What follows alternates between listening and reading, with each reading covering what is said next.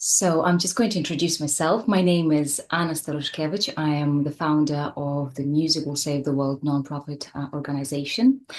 And I'm very honored and excited to speak today with Dr. Jörg Fachner for our first interview, first discussion for music, emotions, and science series of interviews with scientists. Thank you so much, Dr. Fachner, for finding the time to do it.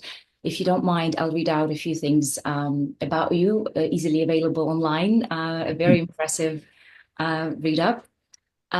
Just for our listeners who don't know, Dr. Jörg Fachner is a professor of music, health, and brain, and serves as the co-director of the Cambridge Institute for Music Therapy Research at Anglia Ruskin University in Cambridge, United Kingdom.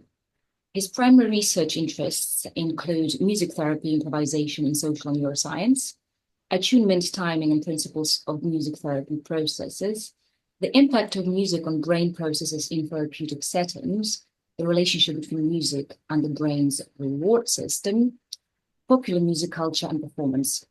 Dr. Fachner has over 25 years of experience working in music therapy, psychology, and medical research projects in Germany and Finland, as well as the United Kingdom.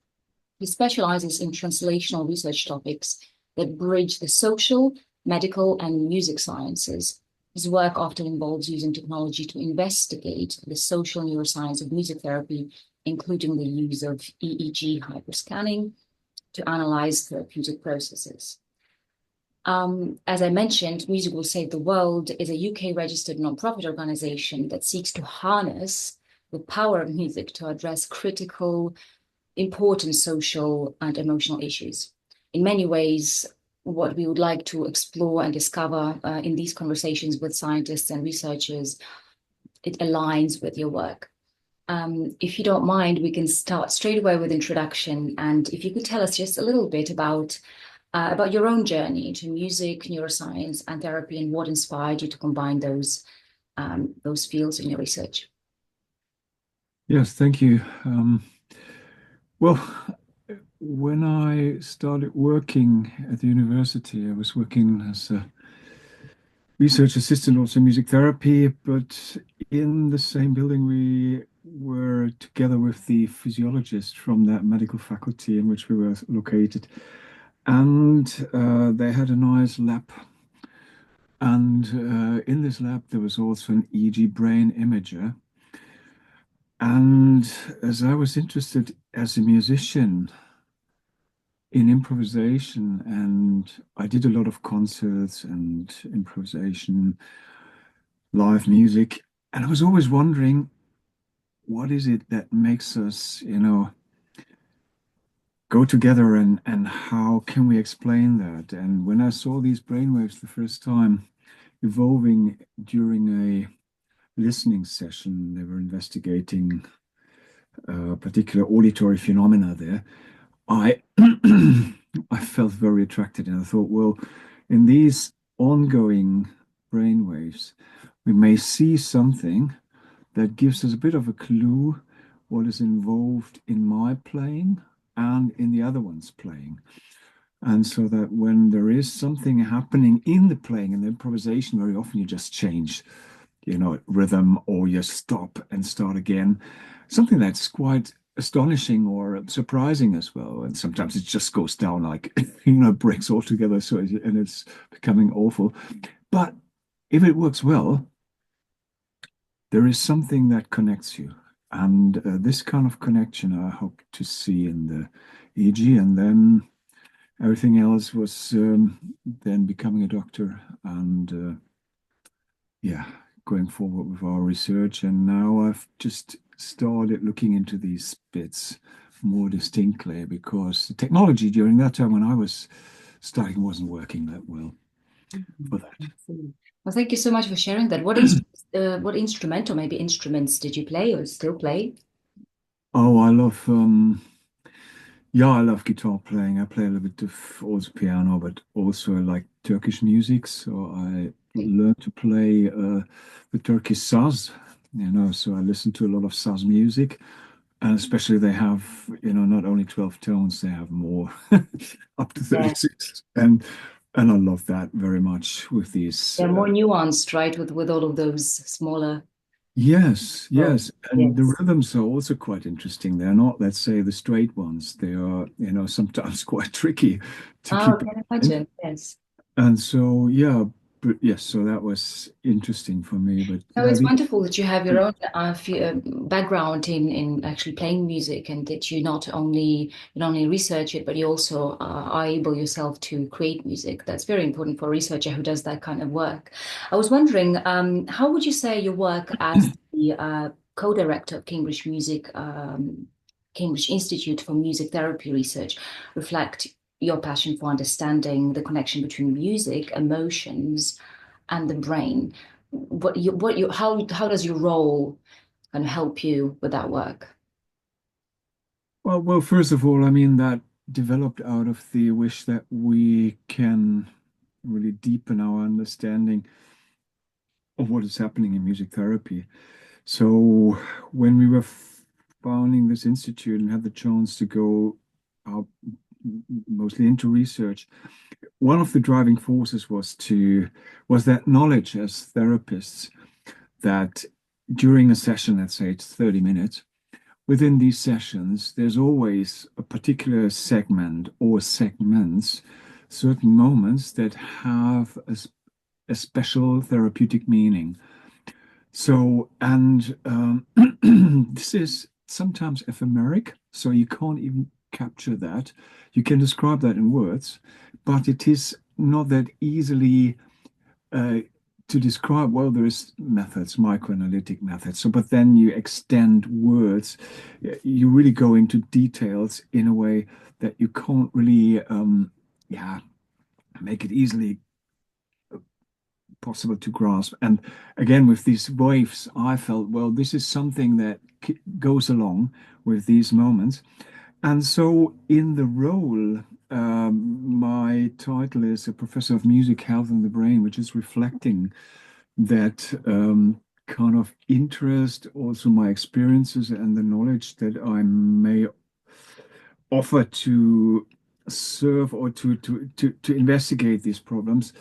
I was always interested in this mechanisms, and that is something in our institute we have five research areas, and one of them is this neuroscience of music therapy, uh, in which we are looking at more from that methodological point. There's a lot of work that we need to do to prove that music therapy is doing the job, in whatever treatments we have, or how it is doing the job when you are working with carers or parents of children in yeah with specific problems. I could go into all the details there, but there's always this relationship which is of importance. So when you make music together, there's not only one. I mean, you can play for yourself, but usually there's another one. You have a chamber orchestra, maybe you're working with. There's a band that people are playing with. There's choirs that people are singing with. So there's always others involved. And this kind of the relationship that happens in the music is very often non-verbal. So getting there when describing it is like Andy Warhol says, dancing about architecture. You're trying to say something about something which has no words, but it has a bodily expression, and that's what you can get with these neuroscience tools that allow you a time series analysis of the data. And yes, in that role, I mean, we're trying to promote some of that work and trying to really go into certain cases in which we can show these interdependencies of Mm. relationship, musical features, and bodily responses or activities. So No, yeah. great. That's actually very interesting what you said about making music together, because obviously people can make music as a sole individual, play piano for yourself. That also has a great effect on how you feel as you're creating music. So that's one way of doing it, and the other one is social factor of a social aspect when you're doing it with someone else. It's a very broad question, my next question, but from your own experience as a scientist as well, perhaps also as a musician, why do you think music is so deeply tied to our emotions? Does it go, scientifically speaking, for a particular part of the brain, or in a general way, how would you describe that? Well, there's a lot of things said about the origins of music and how language is developing, and the question what came first, the let's say the utterances and then word forming. So, and but independent of that, the specific processes, what we see in the music is melody, is harmony, is rhythm, and we see that in language as well. But the language, when it only contains the content, so I can speak like this all the time, I can just be on one tone, and I will keep my rhythm in the way how you see, this feels mechanic, so it's different. And I already said it feels. So there is a connection definitely between, let's say, the suprasegmental, so the prosody of how I'm speaking, and the music. And I mean, when we look at the neuroscience of the emotions, there was this seminal study in 2001 showing that when it comes to, music that really drives your emotion, that you really feel happy and euphoric, that it involves centers in the brain that um, are serving for that. I mean, they even showed that something like cocaine, for instance, does the same job. It mimics it while the music is doing it naturally. And so there's a lot of that let's say, transmitter related um, processes that music is targeting and makes us feel the words of the song with our bodies and with our souls. We immediately connect to that. That's why a song can really reach your heart when it's reflecting your inner state and when it's reflecting, something which is outside. There's a lot of that research that has come forward showing how that works over time, how the dopamine is involved, and the reward system is strongly active. There's a lot of really brilliant research showing that on several levels with there. Yes, like you mentioned, there are obviously the rhythm, melody, the harmony that make music, but there is also, if we talk about what we like to call organic music, we discussed that with you in the past. So music created without any technology, any microphones or speakers, any kind of amplification, in natural acoustics. So when that happens, first of all, you also experience the vibrations of the sound created inside that very unique space. That is one thing, and the other one is depending on what kind of emotional attachment performers have into their music as they perform, that also translates to their audiences, and you kind of together almost kind of bathe in that in these waves and of sound and the waves of emotional that you can't really easily, I would say, measure, right? Emotional waves. How do you even, is that even a thing? um, Well, you can measure, of course, the emotional, activity. So there's some tools or some aspects of the EEG waves which are generated in the frontal areas that show a little bit about if you like something or if you dislike something, and if you feel good or if you don't feel good, and how that, if it's 10 minutes, then you might find out there's, let's say, 7 minutes where you felt good, or where you 3 minutes of it where you didn't feel that good, if he's trying to average it. And then maybe you can even see how strong that peak is. And about the, instruments and the playing and not using any kind of, transmitters in between. I think this is, uh, if it's just the voice, just the sound of an instrument without any amplification in, this is of course something which is much older in our, let's say, would you say learning. primal?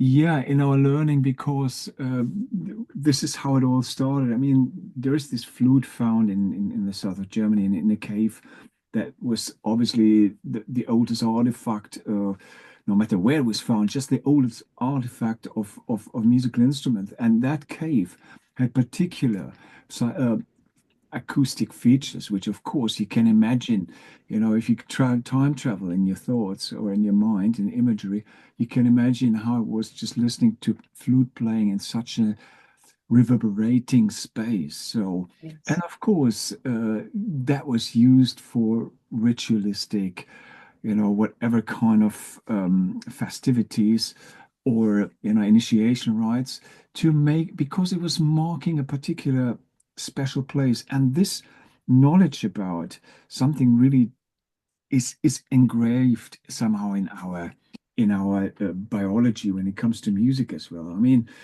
there is this person, David Huron, a researcher, said that music is a representation of a safe space. You can imagine, I mean, when you're in a hunter-gatherer society and you really have, when you're alone, you know, you're much more, you can be, a wild animal can get you. Being with others and being in a safe space and then listening to that. So this is an information which is quite old. But that, I mean, comparing that, let's say, to a conference, to a festival where there's a huge amplification system, even there it can happen, that kind of information. But it's a quite new experience.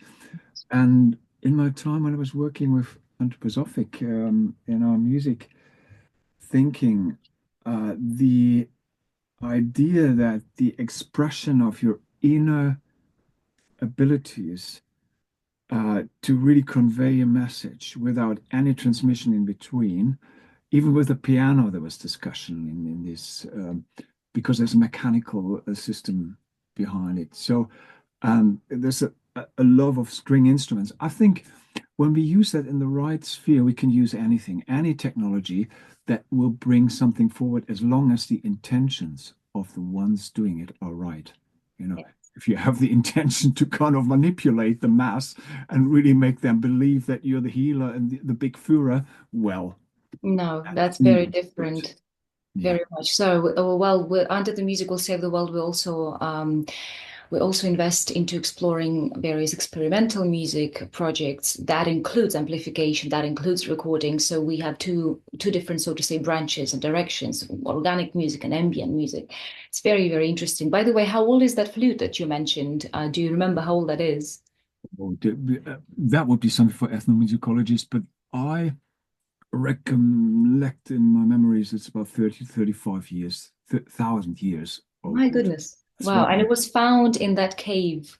in yeah, somewhere in oh, what's, how do you call that? In German it's called Schwabenland. So which is close to Stuttgart, and then a little bit into the higher mountains there. Oh, There's it a was in Germany. I'll It research that. was there, yeah, but there's other instruments found all around the world, but that seems to be the oldest artifact that has My been. goodness. Uh, Well, you see, the people who live and used to live on the territory of Germany, they do love music. I mean, it still oh, is so obvious from the classical music point of view. There are so many opera houses in Germany, and classical music is highly regarded. It's a great country for that. So, I just worth noting. And also, England what you too, said about, every sorry. England too, everywhere I think it is with different traditions, and then there's ways of how it is recognized in the world. We That's shouldn't. true. That's true. One of the reasons, though, why I embarked on this journey of interviewing scientists, of getting this more tangible information and evidence why music is important, is because, unfortunately, in the United Kingdom, we're suffering funding cuts very heavily, funding cuts that are aimed at classical music making. So it is important to make this information public and make people understand why supporting music making is important, why supporting music lessons in schools are important. You don't have to become a professional musician to benefit from music lessons, from playing an instrument and all of that. So I was wondering, moving towards music therapy more specifically, in what ways would you say is music therapy being used in clinical and rehabilitation settings today? Maybe could you perhaps share an example of that could highlight its impact in the actual therapy Right. I instances? mean, there's several areas of where music therapy is used. So, and I mean, in the UK, we have the situation that music therapy training will bring you into a situation where you get the recognition from the Healthcare Profession Council so that you are accepted and have the license to heal. Let me say it like this. And this is not necessarily in other places in Europe the same. But so the areas in which we work are really quite broad. I mean, a very strong research tradition yet we have in our center is really research on dementia and in several ways. And for instance, how to help the carers of people that are living with dementia, how they can use music. So we have strong projects on that side. We have then also research going into the nitty-gritty of what's happening in the sessions. So we're looking into that with social neuroscience aspects and working with patients there, also looking how, brains synchronize. So these are ways of doing it, but we're also having, so the most research work that we're doing, and we just published really highly in the Lancet, this home site study, which was a comparison between, carers learning indirect music therapy, as we call it. So learning, yeah, to give their loved ones aspects of music therapy. And during the pandemic, of course, it had to be done online. So we were, working with them while, they were making music with their loved ones. So dementia, stroke rehabilitation, quite a strong field where there's a lot of evidence on how training and massive training is uh, helping you to regain more functionality about the over the so to relearn about the parts of the brain that are not working anymore, so other parts take over, and so that your arm, which is maybe hindered to function. So I could go into several things. We're working with in the neonatal intensive care units with preterm infants, which is quite a strong area. We're working, with children and families in autism, a long tradition. And these are just projects that that I could list now. I could list even more, doing a lot into addiction and mental health research and mechanical ventilation. So in hospitals, at the homes, everywhere where the music can have a benefit that can be also planned, can be manualized so that somebody can learn it and that there is a comparability.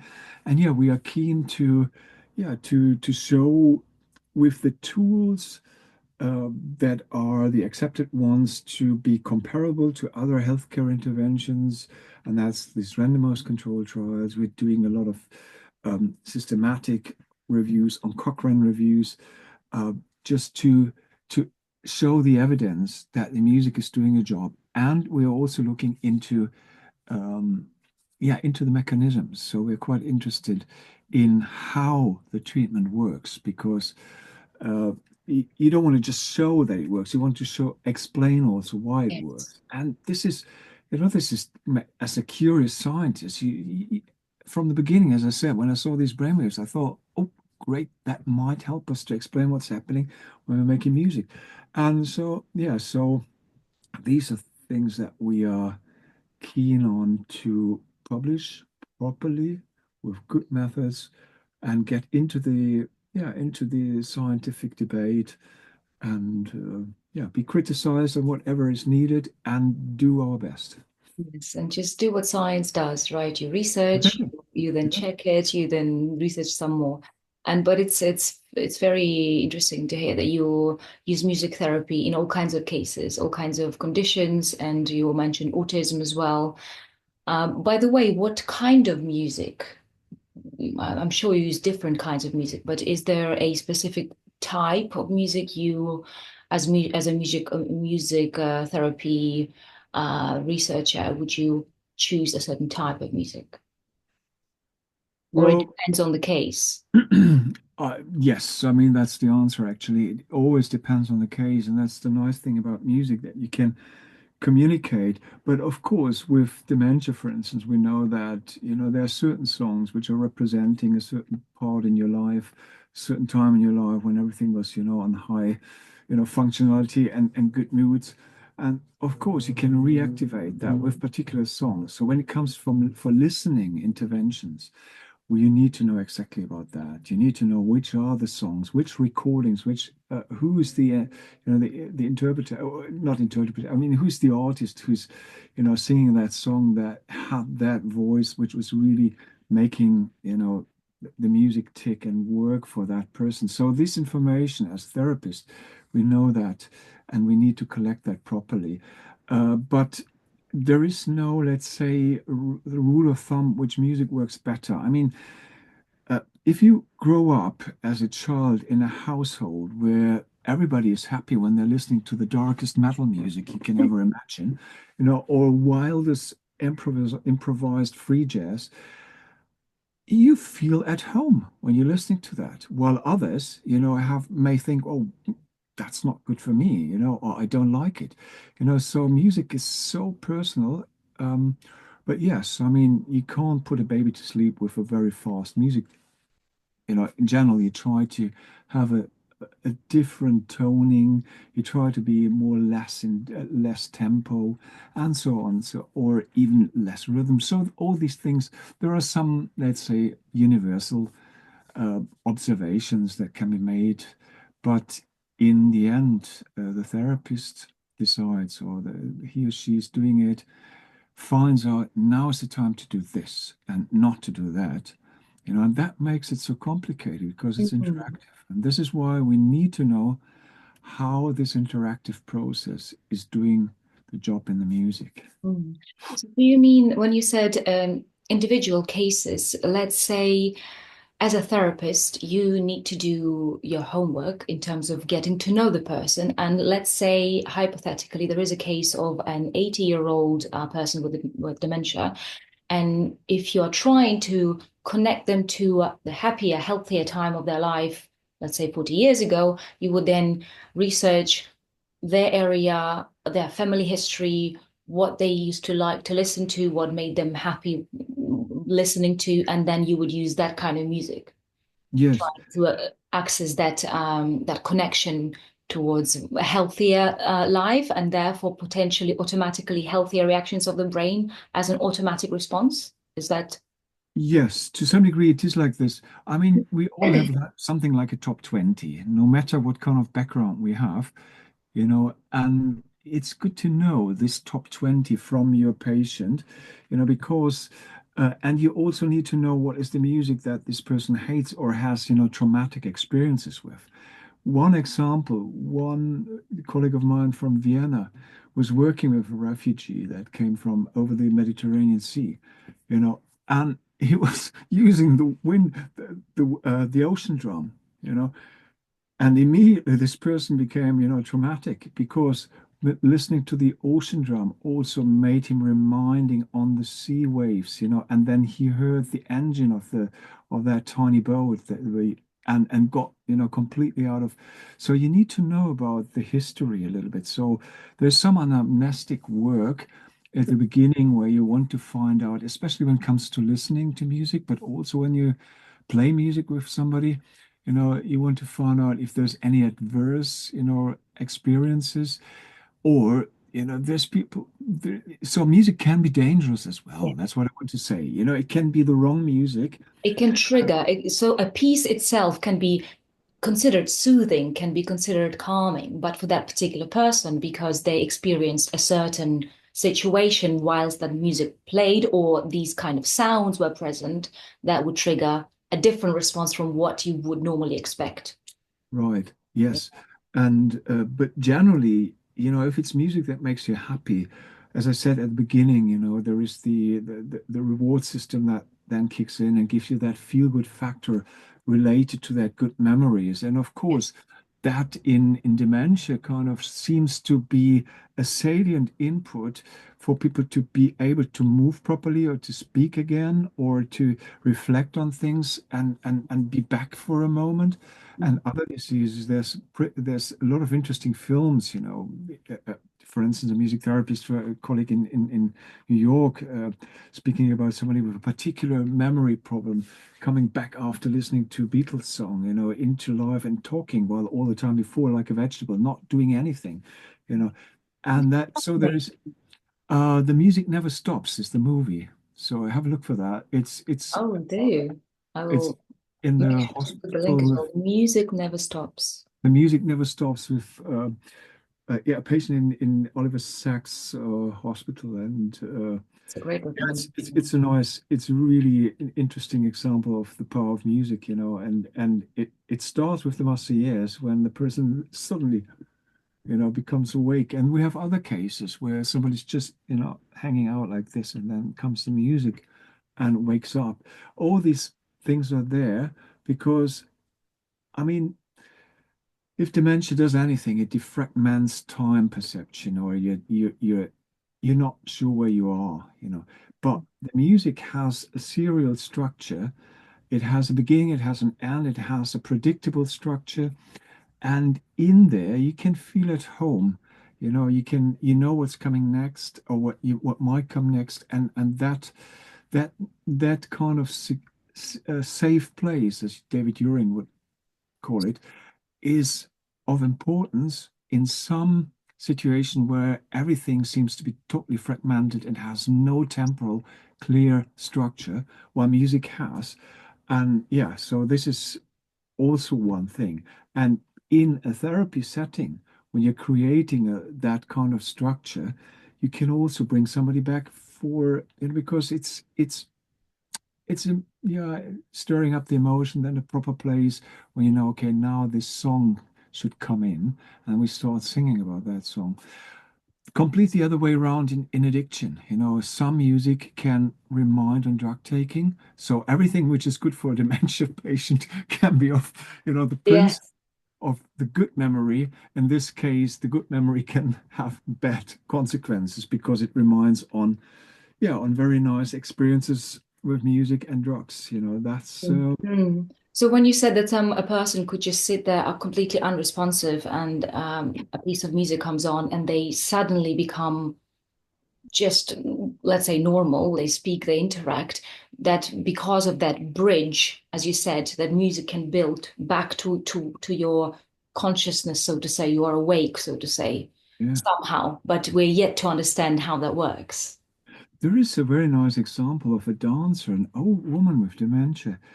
And when she listened to Tchaikovsky's Swansea, music that she was dancing to, she starts moving, doing the I think I all the saw that gestures one. that she did as a dancer. And before, you couldn't even ask, "What's your name?"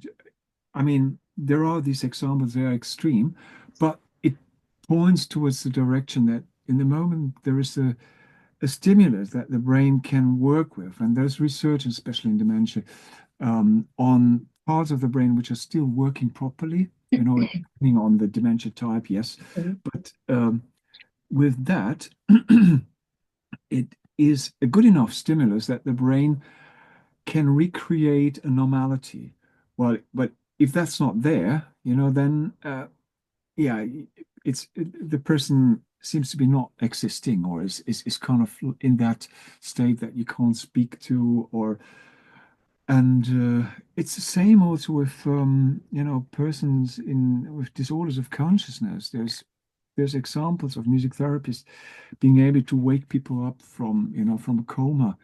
Wow. It's not supernatural. It is just the way how you are, in getting in contact with the person. So in this area, like coma or disorder of consciousness, you kind of work with the entraining to certain body function like breathing. So that was something of importance for one case that was becoming very popular in the 90s, because and then the inner world of these people that seem not to be, but then others, and how they're responding to somebody which turns to you as a person and not as a medical case. And that was an observation that changed the intensive care units as well, to find out, okay, well, we have to look for acoustic ecology. We need to learn about, how the sounds can be perceived when you're in a different state of consciousness. So like Acoustic this ecology, sound. that's a very interesting term.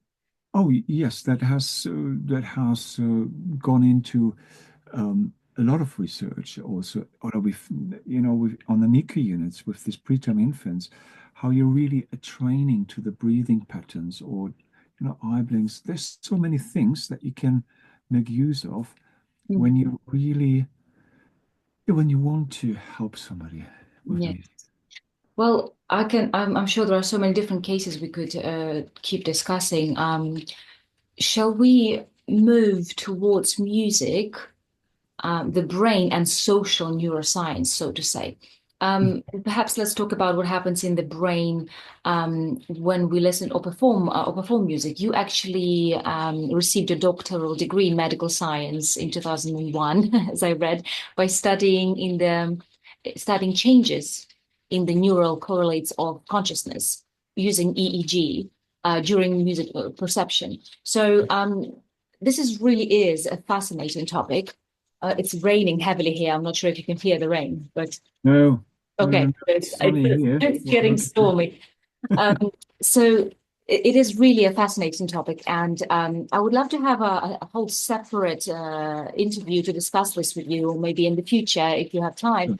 But for this introductory interview for our Music, Emotions, and Science series, could you outline the most notable changes in the brain that occur when a person listens to music um, they deeply enjoy? And is the limbic system involved, also known as the lizard brain? Some people might know it as lizard brain or primal brain. Um, May perhaps amygdala, is calming down, the seat of anxiety and fear in our Hmm. mind, in our brain. Well, I mean, there is a lot of areas getting involved depending on what the music is, and there's has been several reviews how particular musical features also seem to be processed in different areas of the brain.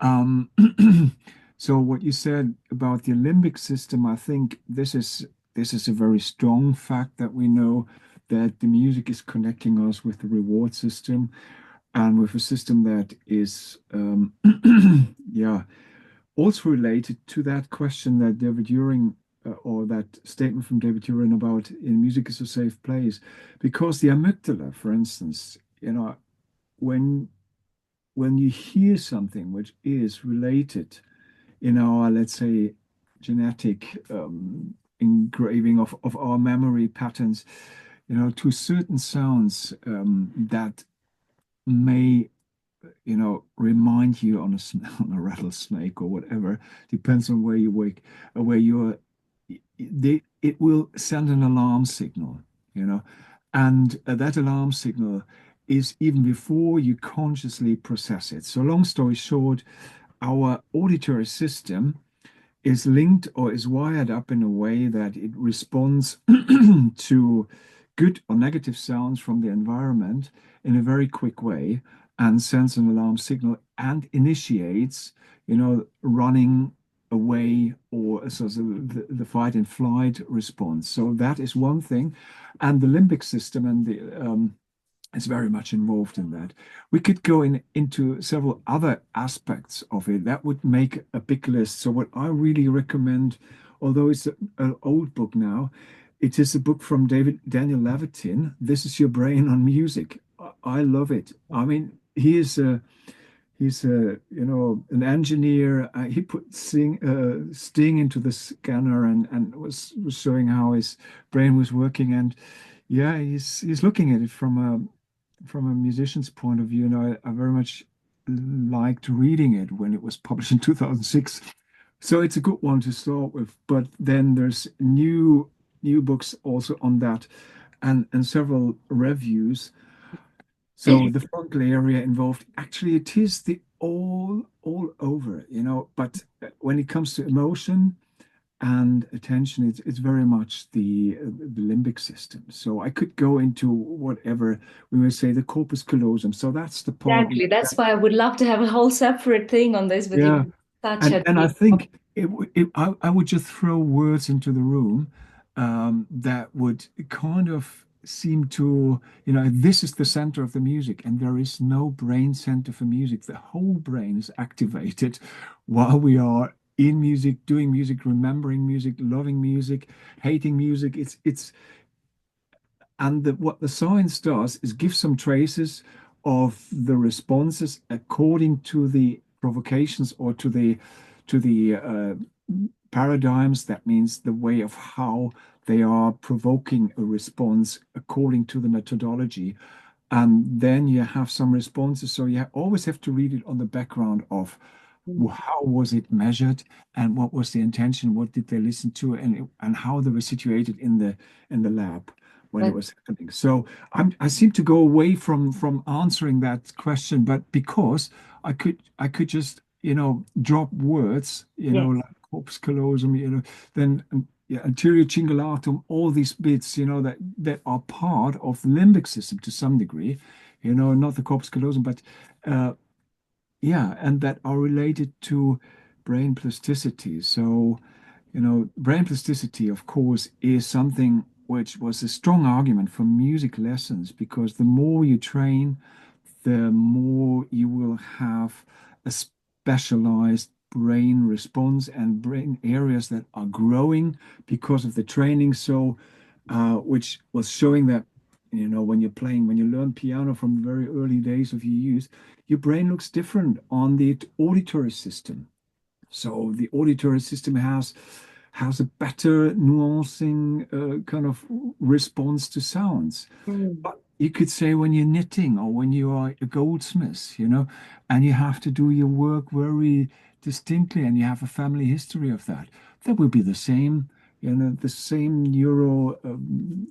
the same uh, plasticity happening. So because the brain does that, if you train it, it will do the job to make you better, better, better. Magnifying glass on that particular Exactly. scale. Yeah, yeah, yeah. Yes. And so in any case, I guess you mean to say that music is a very powerful stimulant, but it depends from which side you look at it, what kind of music, what kind of person, what kind of situation. And I guess I mentioned limbic system because music seems, especially perception of music and how we react to it seems so primal that I immediately thought of the primal part of our brain that would respond to it on the almost like automatic level straight away. So it's not like prefrontal cortex where you're really analyzing and doing all of this work. It's just so intuitive. It happens without you really understanding it's happening. And as a segue from that, I just wanted to touch on the actual EEG hyperscanning because you used EEG to study music's impact. Um, so, what have these studies revealed about how music fosters in a balance of individuals?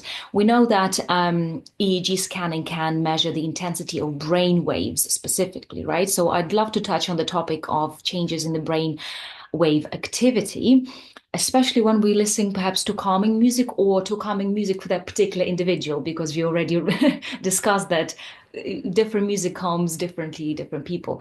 So are you aware of any research specifically examining the transition from the very intense beta brain waves through alpha and theta and ultimately down to the calmer delta waves?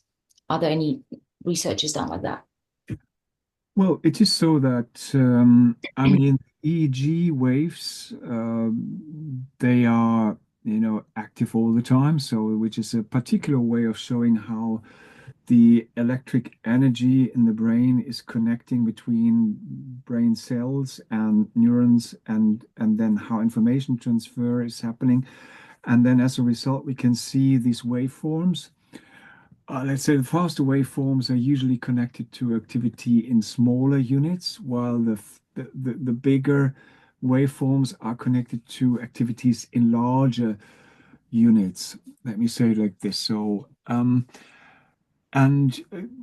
that means when you're retrieving particular, let's say you're doing mathematics and you're really thinking about very specific aspects with many details, several, of these units are in specialized local areas are active and so are producing tinier waves.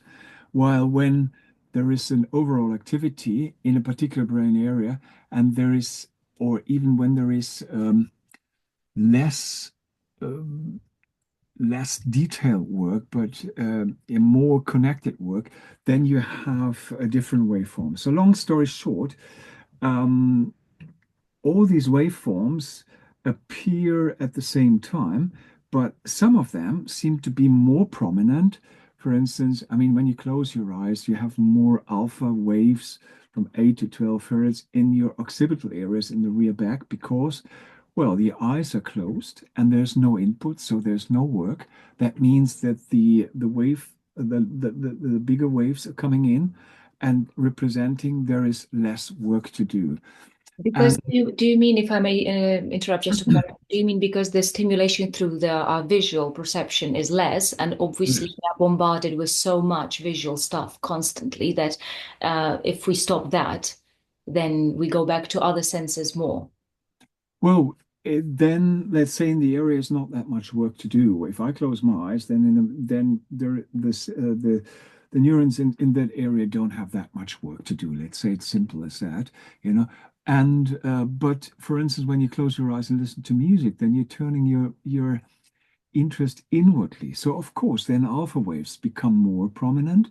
And the interesting bit is also when it comes to using the EEG in neurology to find out whether there's abnormal EEG activity, then it is interesting where, at what time point are excessive beta waves or is more excessive theta and all that. So that helps the neurologist to find out about particular states of the brain. But in general, when we close our eyes and then, we start focusing on something or we start relaxing, then the slower waves, they start becoming more dominant in that during that period of time. And uh, that's something interesting because when you then, let's say, look at the topographies of these activities, you can see there's more in the frontal area of alpha, let's say, or there's less in the frontal area and there's more in the rear of alpha. So you can make many inferences from there. And but in general, the more we are in a relaxed recreational state where there's not much of energy consumption, we have more lower, slower waves, which is the delta, the theta, and the alpha waves, below 10 hertz per second, so the cycles per second. And the more there's attention and we have faster waveforms, especially with theta. And depending on what's going on, if you're anxious, for instance, or quite anxious, then you may have very intense excessive beta in certain areas. And then, okay, that's if that, becomes a persistent observation, even if there's no external reason. So that's it. Let's say in a basic look at the EEG. And what we are doing with that is we have been looking in music therapy, for instance, with an anxious person, uh, and we connect the therapist and the patient with the EEG and record it at the same time. And we were interested in how the frontal areas of the patient and of the therapist are co-activated because the frontal areas um, may indicate a shared emotional processing of negative or positive emotions. Quite simple. And then we were looking at the time series during a guided imagery music, and there we could see that these alpha waves in the frontal areas that we had positive peaks and negative peaks, and they were connected. The therapist and the patients, alpha waves in the frontal areas, this frontal asymmetry measure was giving us information about how negative the person felt. And in therapy, you're not going to therapy to have a happy clappy, situation just to because that's where you go to party, that's where you want to be. But in therapy, you are processing negative emotions. Of course, there was more activity on that part of the brain representing negative emotions. But when the patient became less anxious, there was higher peaks on that frontal part of the brain, uh, along with the processing of that positive insight that the patient had. And the therapist, was going, the EEG waves of the therapist were kind of following or leading even the activity of the patient. And in an extreme way of brain-to-brain coupling, as we call it. Not extreme. I mean, it's just a way of looking at, when you think that my fingers are just going in the same, are in sync in a way. If you look at that kind of pattern of waveforms, so you can see they are going in sync. So the distance between my fingers is not different, and I'm not doing like this, I'm so Do you stay in sync? right. And that's a measure, that we can use to see whether somebody is, whether EG waves are synchronized in terms of the activity. And what was interesting when working with a dementia patient, in a moment of interest during the drumming, it was clear that the therapist's brainwave activity was a bit, earlier, so anterior to the brainwaves of the patient in this case, which was an indicator that the therapist was leading the brain activity of that patient and was helping that patient to play, in a more constant way on the drums. So that's something that you can show with these waves, when you start using the very complicated analysis methods. But this is where this is quite helpful.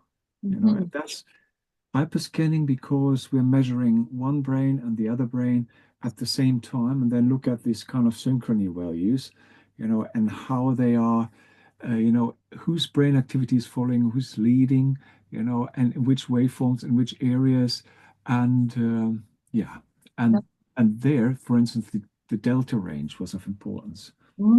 This is very interesting because I thought of measuring the patient's brain with EEG, but it didn't cross my mind to also measure the therapist's brain as it's happening. It's really interesting. Actually, I would love to have my brain scanned as I'm singing opera. I'm an opera singer, for those who don't know and watching this, because that involves a lot of, as an opera singer, you also need to know exactly what you're doing technically. So sometimes it's quite analytical, but when you let go, when, for example, a piece became second nature to you, then it's more emotional and so on. It would be very interesting to look into that.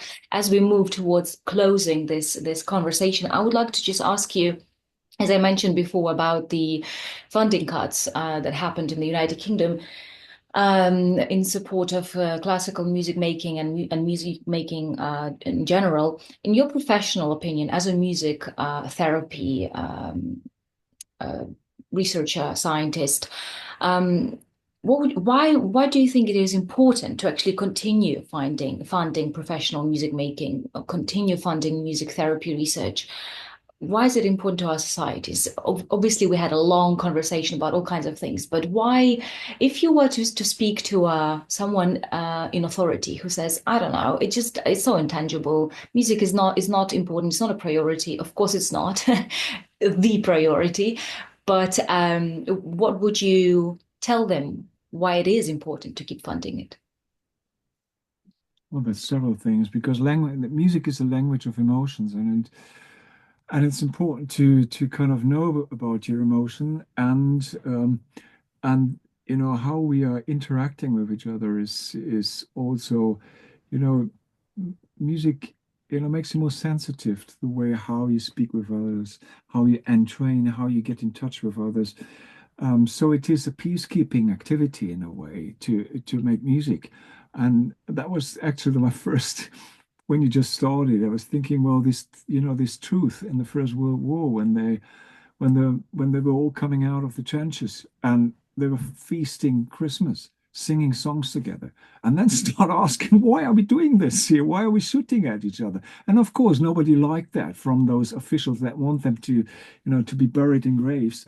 I mean, sorry, you know what I mean.